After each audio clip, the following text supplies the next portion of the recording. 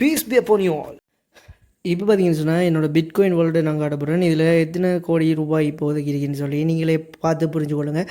இப்படி இந்த விஷயங்களை நீங்களும் பண்ணி நிறைய காசு சம்பாதிக்கணும் அப்படின்னு யோசிச்சிங்கன்னா இந்த வீடியோ உங்களுக்காக தான். அதே மாதிரி நாங்கள் பைனான்ஸ்ன்னு சொன்னால் ரொம்பவே நம்புகிற ஒரு பிளாட்ஃபார்ம். இந்த பைனான்ஸில் எப்படிப்பட்டது தெரியுமா? இதில் எவ்வளோ காசு ஏர்ன் பண்ணலான்னு ஒரு சூப்பர்பான ஒரு அந்த மாதிரியான ஒரு தரமான ஒரு வெப்சைட்டு தான் நான் உங்களுக்கு சொல்ல போகிறோம். இது மூலமாக ஏர்ன் பண்ணி நீங்கள் கோடீஸ்வரராக மாறுறதுக்கு ஒரு சிறப்பான ஒரு வாய்ப்பை நான் இப்போ உங்களுக்கு அமைச்சு தரப்போகிறேன். Revealing big scams of part 2.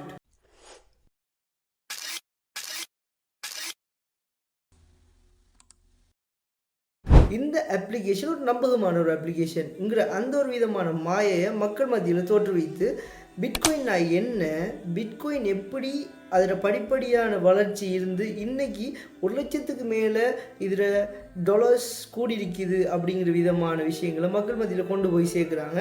அவங்க அதில் எப்படி ஏர்ன் பண்ணுறாங்க, அதில் இருக்கிற ப்ராஃபிட்டபிளான விஷயங்களை மட்டும்தானே சொல்கிறாங்களே தவிர இதுக்கு பின்னாடி இருக்கிற தீமைகளை யாருமே சொல்கிறாங்க இல்லை. அதே மாதிரி இந்த பைனான்ஸ் அப்ளிகேஷனை பற்றி நம்பகமான பல தகவல்கள் இருந்தாலும் இந்த பைனான்ஸ் அப்ளிகேஷன் கூட கடந்த 2019 காலப்பகுதியில் ஹேக்கர்ஸ்களால் ஹேக் பண்ணப்பட்டது குறிப்பிடத்தக்கது. ஆனாலுமே இதை கூட நம்ப மாட்டாங்க. ஆனாலும் இந்த மாதிரியான பைனான்ஸ் நல்ல ஒரு விஷயத்துக்காக நல்ல முறையில் பயன்படுத்துகிற ஒரு நிலைமையும் காணப்பட்டாலும் இலங்கையை பொறுத்த மட்டும் கிரிப்டோ கரன்சி தடை செய்யப்பட்ட நிலைமை தான் காணப்பட்டிருக்குது. ஆனாலுமே இந்த கிரிப்டோ கரன்சிகள் எதிர்காலத்தில் நமது இலங்கையிலும் கூட அல்லது ஏனைய பிற நாடுகளிலும் இது அங்கீகரிக்கப்படுறதுக்கான அதிகமான வாய்ப்புகள் இருக்குது. பைனான்ஸ்ங்கிற ஒரு எக்ஸ்சேஞ்சை பயன்படுத்தி ஸ்கேமர்ஸ் அதிகமாக எப்படி மக்களை உள்ளிருக்கிறதுக்கு பயன்படுத்தப்படுற ஒரு சோஷியல் மீடியா தான் டெலிகிராம். இந்த டெலிகிராமை பயன்படுத்தி நிறைய ஆசையான வார்த்தைகளை மக்கள் மத்தியில் கொண்டு போய் சேர்க்குறாங்க. அதை நம்பி நிறைய மக்கள் உள்ளுக்கு வந்து அதில் காசை போடுறதுக்கான ஒரு ஸ்கீம் பற்றி அவங்கள்ட்ட விளங்கப்படுத்துகிறாங்க. அதையும் நம்பி இவங்களும் P2Pன்னு சொல்லப்படுற பைனான்ஸில் இருக்கிற ஒரு முறை மூலமாக அந்த USDTன்னு சொல்ல விஷயத்தை, அதாவது ஒரு பண வகை, அதாவது இலங்கையில் பயன்படுத்தப்படுறது ரூபா மாதிரி USDTன்னு சொன்னால் US டாலர் டெதர் டோக்கன் அப்படின்னு சொல்லுவாங்க. அதை வாங்குகிறாங்க. அதை யார் முகம் தெரியாமலேயே வாங்கக்கூடிய ஒரு வாய்ப்பு அந்த அப்ளிகேஷனை பொறுத்த வரைக்கும் இருக்குது. இது மூலமாக வாங்குகிற இவங்க இந்த பணத்தை இவங்களுக்கு அனுப்புகிறாங்க. ஆனால் அனுப்புகிறவருக்கு எந்த விதமான விஷயங்களும் அவசியம் இல்லை. ஆனால் அனுப்பினா அவருக்கு போய் ரீச் ஆனதோட அவர் எந்த நேரத்துலையும் ஸ்கேன் பண்ணிட்டு போகக்கூடிய வாய்ப்பும் இருக்குது. அதே போல் தான் பைனான்ஸ் என்று சொல்லப்படுற இந்த பிளாட்ஃபார்ம் அப்போவும் உங்களுக்கு சில வேளைகளில் இந்த அக்கௌண்ட் வந்துட்டு நீங்கள் 1க்கு 2 தடவை நல்லா பார்த்து தானே யோசிக்கிறீங்களான்னு சொல்லிலாம் கேட்டாலுமே இவங்க அனுப்பிட்டு அதுக்கப்புறம் கை சேதப்படுற நிலைமை எந்த அப்ளிகேஷனை பொறுத்த வரைக்கும் அது பொதுவான ஒரு நியதி என்று சொல்லலாம்.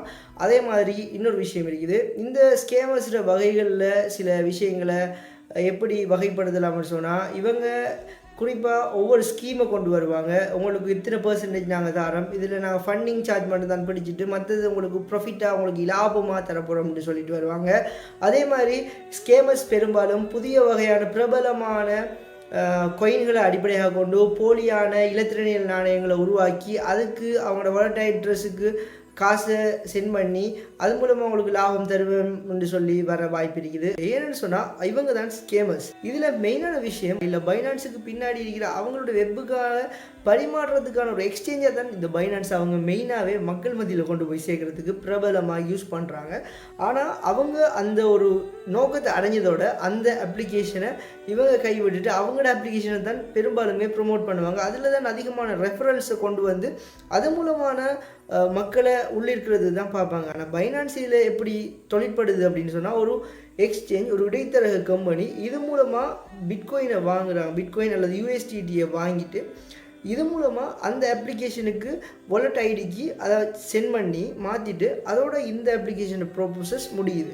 ஆனால் அவங்க எதை நம்பகத்தன்மையாக சொல்கிறாங்கன்னு சொன்னால் மக்கள் மத்தியில் பைனான்ஸை, ஆனால் இதுக்கு பின்னாடி அவங்க செய்கிற அந்த அட்டகாசமான ஸ்கேம்ஸ் எல்லாம் அதெல்லாம் சொல்லவே மாட்டாங்க. ஆனால் அவங்க மக்களுக்கு காட்டப்போகிற ஒரே ஒரு விஷயம் ப்ராஃபிட். ஆனால் மக்கள் நம்புறதெல்லாம் ப்ராஃபிட்டு தான்.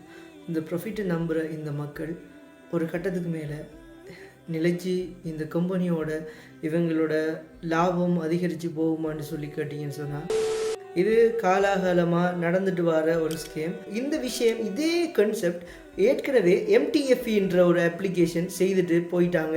இவங்க இப்போதைக்கு இலங்கை மத்திய வங்கியால் தடை செய்யப்பட்ட ஒரு நிறுவனமாகவும் அறிவிக்கப்பட்டிருக்கிறாங்க.